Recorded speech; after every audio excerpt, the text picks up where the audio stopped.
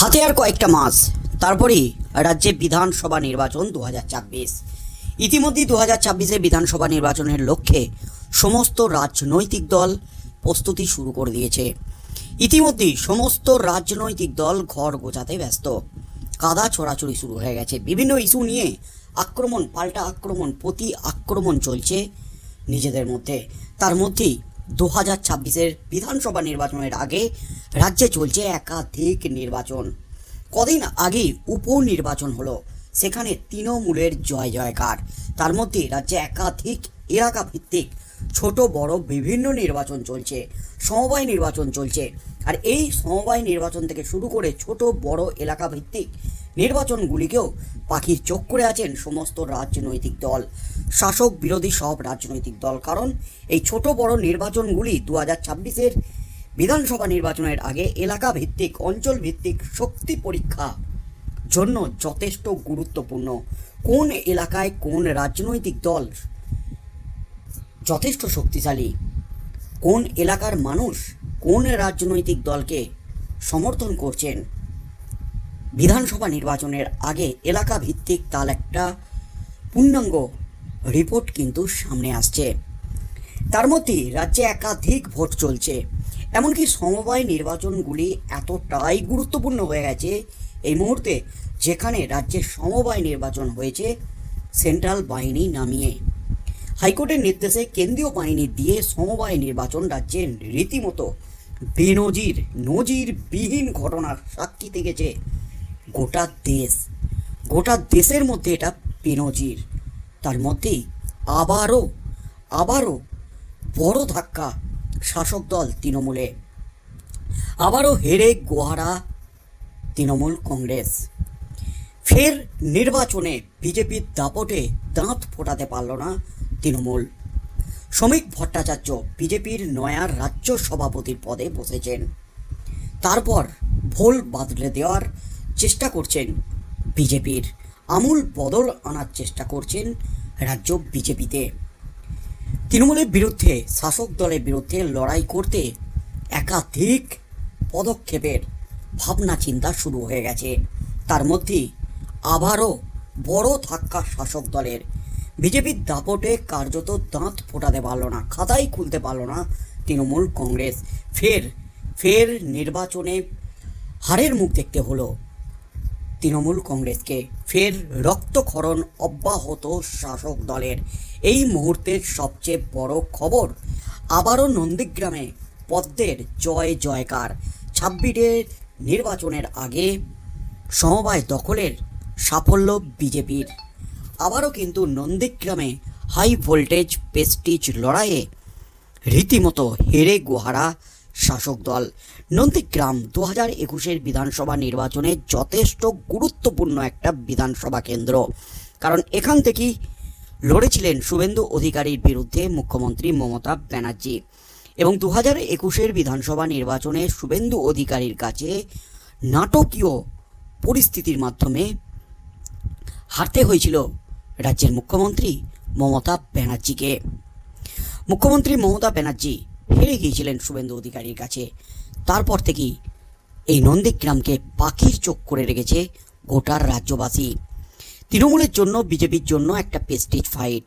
কারণ শুভেন্দু অধিকারী এককালের মমতার সতীর্থ তথা মমতার ছায়া সঙ্গী ছিলেন, তৃণমূলের মন্ত্রী ছিলেন।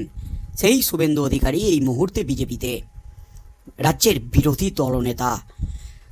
রাজ্যের মুখ্যমন্ত্রী এবং তৃণমূল কংগ্রেস শাসক দলকে আক্রমণে একেবারে প্রথম সারিতে আছেন শুভেন্দু অধিকারী। সেই শুভেন্দু গড়ে আবারও রক্তক্ষরণ অব্যাহত শাসক দলের। আসন্ন 2026-এর বিধানসভা নির্বাচনের আগে এক গুরুত্বপূর্ণ মনস্তাত্ত্বিক জয় পেল ভারতীয় জনতা পার্টি। মুখ্যমন্ত্রী মমতা ব্যানার্জির নির্বাচনী কেন্দ্র নন্দীগ্রামের শ্রীপুর সমবায় সমিতির নির্বাচনে বিরোধী শিবিরকে কার্যত উড়িয়ে দিয়ে 12টি আসনের সব কোটিতেই জয়লাভ করেছে বিজেপি প্রার্থীরা।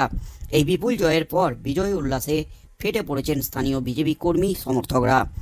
এই ফলাফলকে কেন্দ্র করে নন্দীগ্রামের রাজনৈতিক মহলে নতুন করে শোরগোল শুরু হয়েছে।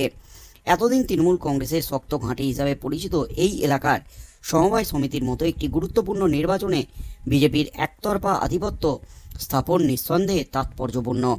বিশেষত সেখানে স্থানীয় তৃণমূল নেতৃত্ব নিজেদের পায়ের তলার মাটি শক্ত করতে বদ্ধপরিকর। সেখানে এই ফলাফল তাদের জন্য এক বড় ধাক্কা বলেই মনে করা হচ্ছে এবং বিজেপির জন্য একটি মাইল ফলক। নির্বাচনে 12টি আসনেই বিজেপির প্রার্থীদের জয়লাভের খবর ছড়িয়ে পড়তেই শ্রীপুর গ্রাম জুড়ে উৎসবের মেজাজ দেখা যায়। বিপুল সংখ্যক কর্মী সমর্থকরা রাস্তায় নেমে আসেন এবং বিজয় মিছিল করেন। আবির খেলা, স্লোগান আর উল্লাসের মধ্য দিয়ে তাঁরা এই সাফল্য উদযাপন করেন। রাজনৈতিক বিশ্লেষকরা মনে করছেন এই জয় কেবল একটি সমবায় সমিতির নির্বাচনে জয় নয়, বরং এটি নন্দীগ্রামের গ্রামীণ এলাকায় বিজেপির জনভিত্তি মজবুত হওয়ার ইঙ্গিত। 2026-এর বিধানসভা নির্বাচনের আগে এই ধরনের স্থানীয় স্তরের নির্বাচনগুলি প্রায়শই শাসক দলের জন্য একটি লিটমাস টেস্ট হিসাবে বিবেচিত হতো। এই ফল নিঃসন্দেহে বিজেপির আত্মবিশ্বাস বাড়াবে এবং তৃণমূল কংগ্রেসকে নতুন করে রণনীতি সাজাতে বাধ্য করবে। নন্দীগ্রামের এই ফল কি আগামী দিনে রাজ্যের রাজনৈতিক সমীকরণে কোনো বড় পরিবর্তনের ইঙ্গিত দিচ্ছে? উত্তর দেবে সময়। তবে আপাতত পদ্ম শিবিরে আনন্দের বন্যা। পদ্ম শিবিরে রীতিমতো জয় জয়কার। গেরুয়া আবিরে ভাসছে একেবারে পদ্ম শিবির নন্দীগ্রাম এলাকা। কারণ এই কদিনে নন্দীগ্রামে একের পর এক নির্বাচনে বড়সড় জয়লাভের মুখ দেখছে বিজেপি। রীতিমতো রক্তক্ষরণ অব্যাহত শাসক দলের। একের পর এক হার কার্যত মুখ থুবড়ে পড়েছে শাসক দল।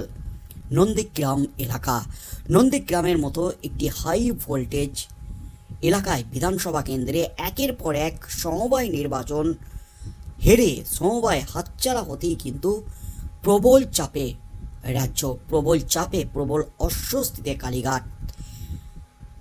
চরম অস্বস্তিতে খোদ সুপ্রিমো মমতা ব্যানার্জি। কারণ মমতা ব্যানার্জির বিধানসভা কেন্দ্র শুভেন্দু অধিকারীর খাস তালুক, যেখানে এতদিন ধরে তৃণমূলের জয় জয়কার ছিল। কারণ তৃণমূলের এলাকা ছিল, এটি তৃণমূল গড় ছিল। কারণ 2011-র বিধানসভা নির্বাচনে নন্দীগ্রাম একটি বড় ভূমিকা পালন করেছে। সেই নন্দীগ্রাম এবার কিন্তু ধীরে ধীরে হাতছাড়া হয়ে যাচ্ছে মুখ্যমন্ত্রী মমতা ব্যানার্জির। নন্দীগ্রামের আন্দোলন রীতিমতো নাড়িয়ে দিয়েছিল গোটা দেশকে।